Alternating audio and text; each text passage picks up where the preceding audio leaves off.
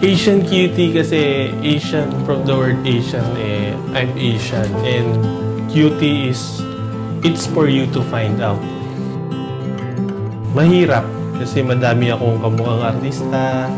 Like one time, nasa mall ako, may mag-inang lumapit sa akin, sabi nung bata, "Mami, si Alden, no?"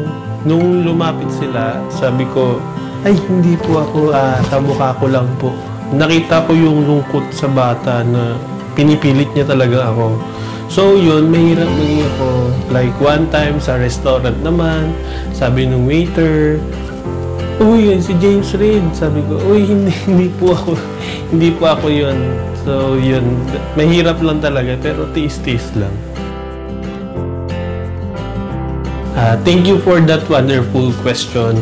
For me, it depends.